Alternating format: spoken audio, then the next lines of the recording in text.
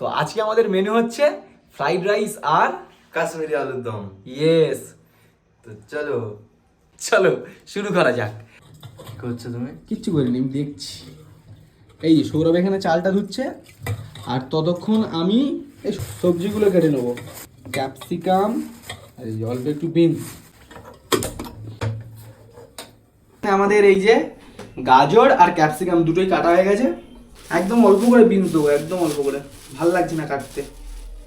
যত কাটতে দেবো ভালো লাগছে না। না, মানে যত যত দেবো তত আমাদের কাটতে হবে। অল্প দেবো, অল্প কাটবো, অল্প খাবো। না, খাবো বেশি, কিন্তু অল্প কাজ করবো। অল্প কাজ করি, অল্প কাজ করে যতটা বেশি খাওয়া যায় সেই দিকে আমরা ফোকাস করছি। তোমার দ্বারা হবে না। এই ভাত উঠলে গেছে।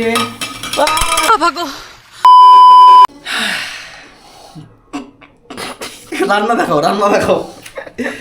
এবার এই পেঁয়াজ, এর মধ্যে আছে আদা, রসুন আর চালমগজ, সবগুলোকে একসাথে বেটে নেবো, ঠিক আছে?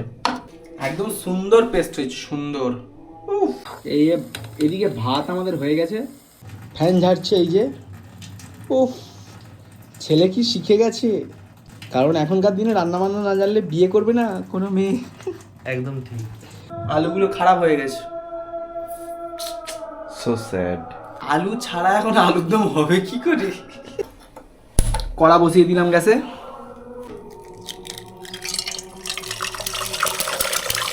এবার দেবো হচ্ছে গোটা গরম মশলা, গোটা জিরে,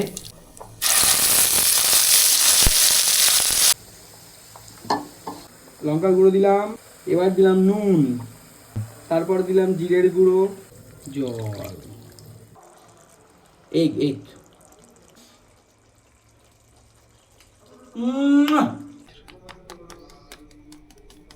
কড়াইতে দিয়ে দিলাম তেল।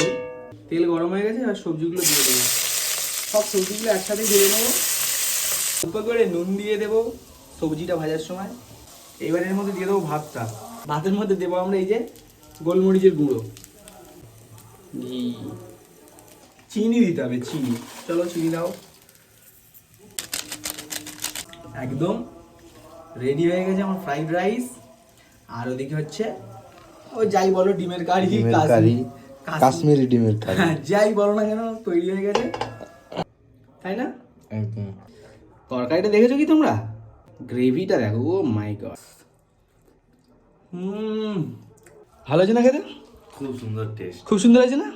দে রাখ, এবার বাসনগুলো, অনেকগুলো বাসন আছে, মেজে দে। আজকের মতো ভিডিওটা এইটুকু, দেখা হবে পরের ভিডিওতে। Till then